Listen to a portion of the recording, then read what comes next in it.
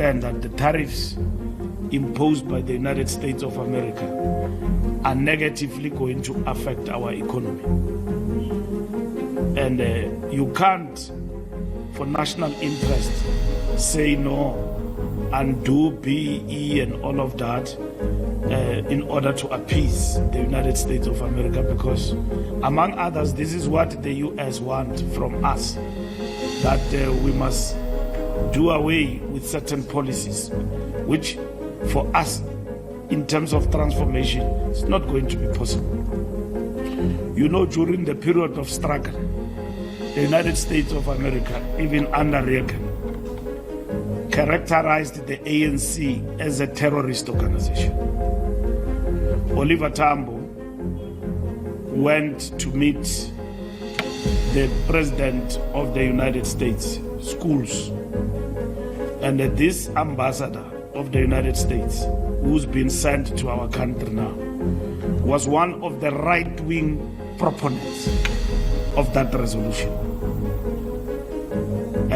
of banning the ANC, and that we should be regarded as a terrorist organization.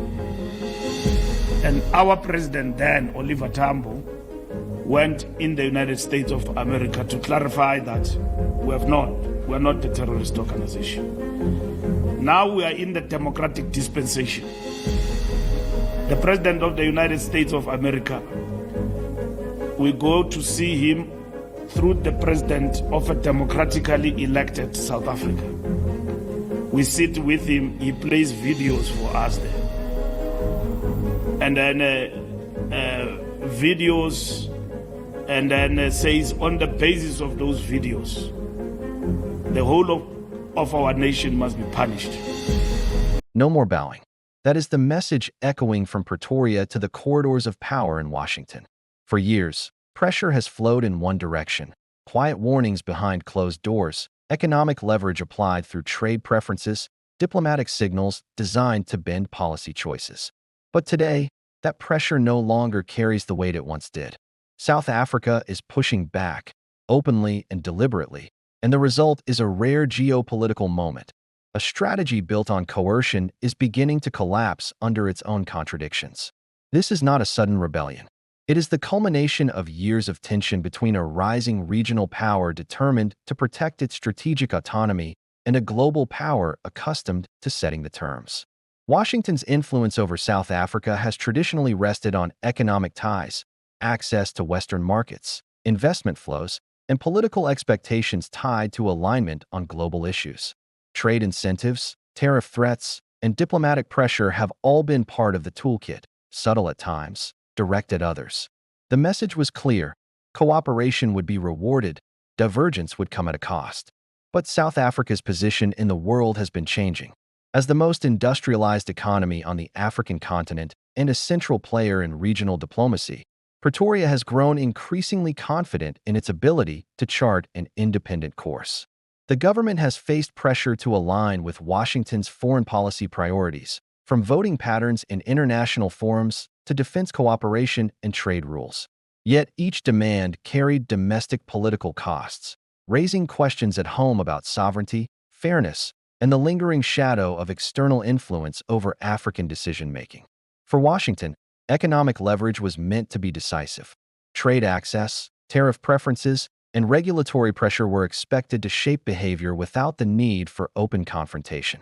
But these tools rely on a crucial assumption: that alternatives do not exist. That assumption no longer holds. Global trade is fragmenting, new markets are emerging, and South Africa has spent years quietly expanding its economic and diplomatic options. The pushback began not with grand speeches, but with policy decisions. South Africa signaled that its trade strategy would no longer be anchored to a single partner. Investment agreements were diversified. Energy cooperation expanded beyond traditional Western firms. Diplomatic engagement deepened with partners across Asia, the Middle East, and Latin America, while strengthening ties within Africa itself. These were not symbolic gestures. They were structural shifts designed to reduce vulnerability to external pressure. At home, the government framed its stance in terms that resonated with the public. This was about dignity, about the right of a sovereign nation to pursue its own development path without threats or conditionality. In a country with a long memory of external control and economic exclusion, that message carried weight. Political divisions did not disappear, but there was broad agreement on one point. South Africa would not be coerced. Regionally, Pretoria found it was not alone. Across Africa, governments are reassessing their relationships with traditional power centers. Trade blocs are strengthening. Intra-African commerce is expanding. South Africa's resistance became a signal to others that standing firm was possible and that collective leverage could balance external pressure. Quiet support from regional partners added resilience to Pretoria's position, making isolation far more difficult to achieve. As South Africa diversified, Washington's pressure began to lose effectiveness. Threats that once would have triggered immediate concessions now produced measured responses, or none at all. Efforts to use trade as leverage encountered an inconvenient reality. Restricting access cuts both ways. Supply chains, investment returns, and strategic influence are all affected when economic ties are strained. What was intended as a show of strength started to reveal limits. Diplomatically, the strategy backfired. Instead of forcing alignment, it reinforced South Africa's argument that over-reliance on any single partner is a risk. Internationally, Pretoria presented itself as a voice for strategic independence and balanced engagement, a position that resonated in a world increasingly skeptical of zero-sum geopolitics. Rather than appearing isolated, South Africa looked increasingly central to conversations about a multipolar global order. For Washington, this moment is uncomfortable. Influence built over decades cannot be maintained by pressure alone, especially when partners have options. The collapse is not dramatic or sudden. It is gradual, marked by diminishing returns. Each attempt to tighten the screws yields less compliance and more resistance. Each warning accelerates the search for alternatives. The economic consequences ripple outward. Global trade patterns adjust as South Africa strengthens links beyond traditional Western markets. Investors reassess assumptions about political risk and alignment. Diplomatic forums reflect a shifting balance, where consensus is harder to enforce and dialogue must replace directives. Influence, once taken for granted, now requires negotiation. What makes this moment significant is not just South Africa's defiance, but what it represents. This is a case study in how middle powers navigate a changing world. It shows that economic pressure, when overused, can erode trust and accelerate diversification. It demonstrates that sovereignty, when backed by strategic planning and regional support, can withstand even sustained external pressure. South Africa's message is measured but firm. Partnership is welcome, coercion is not. Cooperation must be mutual, respectful, and grounded in shared benefit rather than unilateral demands. That stance does not close doors, it reframes relationships.